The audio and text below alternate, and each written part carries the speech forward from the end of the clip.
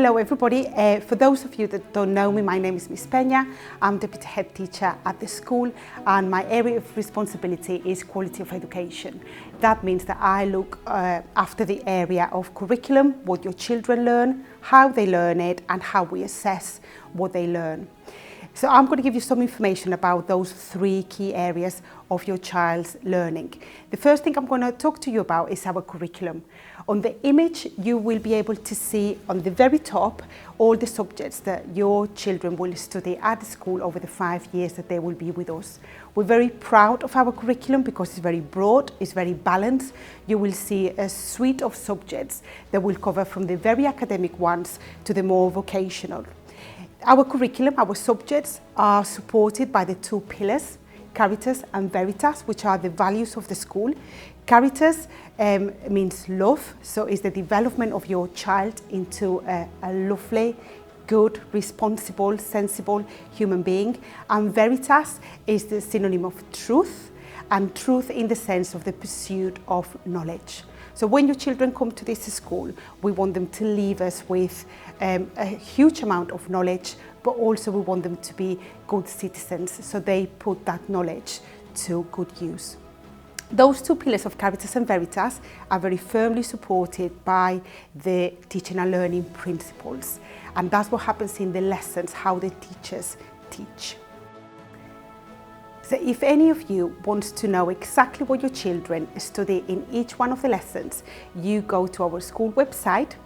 The tab is called Academic, and then you will scroll down to the different subjects, and within each page for each subject you have a document that we called long-term plan, and that is just one A4 piece of paper for what your child will study in each subject for that year. So for example, if you go to the English page and you click on the Year 7 long-term plan, you will see that the first book that your children will do is called My Sister Lives on the Mantelpiece. That is a book that you as a parent can purchase and read alongside your children at home. You also can then take an interest in what your children are doing at school and ask them about the book that they're reading. You can do the same with every subject.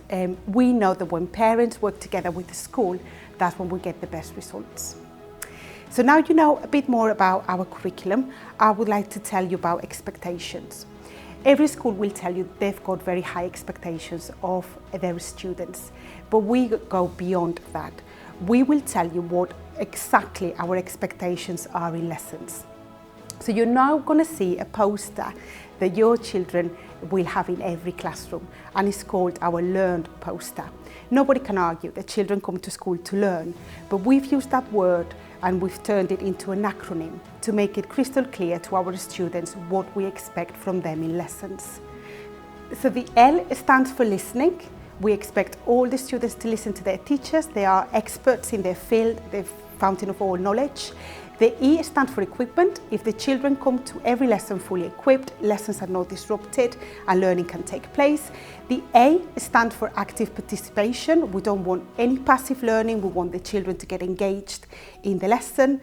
The R stands for respond. We want all the children to take part in the question and answer sessions, because through questioning is when the teachers really know if the students have understood the topic in hand. And the N stands for no excuses. I'm going to talk you now through the structure of our lessons. You know what our curriculum looks like, you know about our expectations, and our lessons follow a very, very clear structure. So your children will have that diet wherever they go. Every lesson starts with meet and greet. The teachers will be at the door to greet and meet and make sure that they go and sit in the right place. We start off the lesson with a checking for learning. We check that all the equipment and everything that the children need is there on the table. And we begin the learning with an activity that we call Do Now. I'll talk to you about what a Do Now retrieval means in a minute. Then the teacher starts their explanation, and the lesson will finish with independent learning. It's what we call pushing the pen. It's when we give the students the opportunity to put into practice the knowledge that they are learning in that lesson, and it's when the teachers are able to check if that knowledge has been embedded or they need to go over it or reteach that particular concept. I mentioned a Do Now retrieval. We kind of have our own little language with teaching and learning in the school, and your children will go back home talking about do now retrievals, try now tasks, and it's very important that you understand what those tasks are, but more importantly why we do it. On the next image you can see what we call the forgetting curve. So we know that our brains are designed to forget, and we know that over the course of a week, by the end of that week, children will only remember very little of the information taught unless we retrieve that information in lessons. That's why it's a school policy that at the start of every lesson we kick off that learning with retrieval from previous knowledge. Research shows how successful that practice is. We've seen that already in our own GCSE results, how going over old knowledge constantly helps the students to remember. The more you practice, the less likely you are to forget and the more likely you are to remember. That also goes for homework. You will see that this year we have introduced in the school an app called Satchel One. And we wanted to do that to engage with parents in a positive way and students with their learning and the homework practice, that independent learning that happens at home.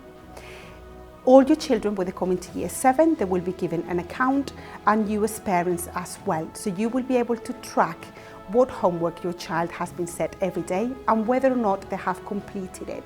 So we believe it's a very effective tool for parents to support a school and help their children to organise themselves and organise that time, especially at the beginning of year 7 when they feel a bit overwhelmed by everything that's happening at school when everything is new.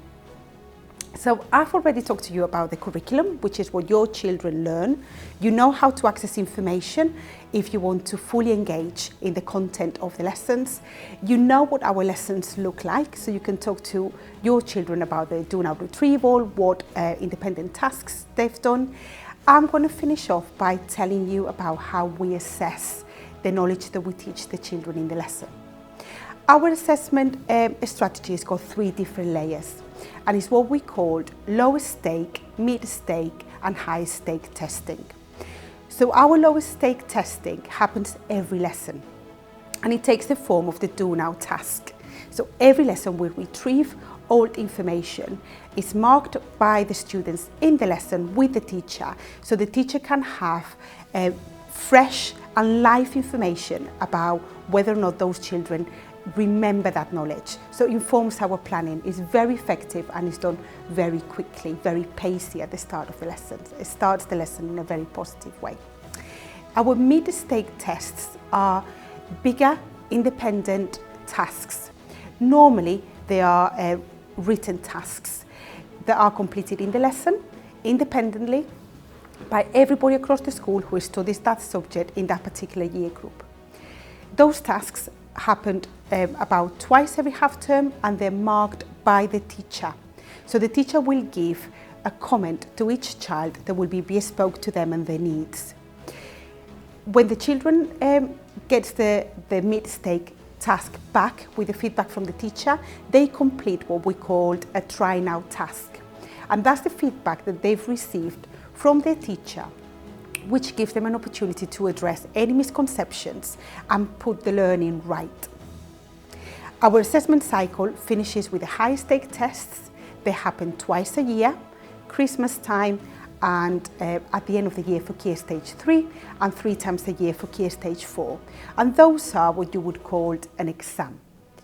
A summative assessment that will cover all the content that the students have been taught up to that point. And that's when we look at perhaps resetting the students. So just to summarise, lower stake testing happens every lesson. Mid stake is the marking that we do in the books, and that's twice every half term. And the high stakes are the exams that will happen twice a year for Key Stage 3 and 3 times a year for Key Stage 4.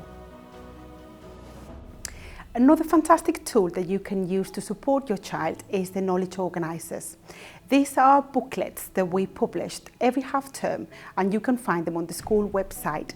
They contain the key knowledge, the core knowledge that your children will need to complete homework, to do the do now retrievals, and more importantly, when it comes to exam revision, those are the best, the most effective revision guides that we produce for our children.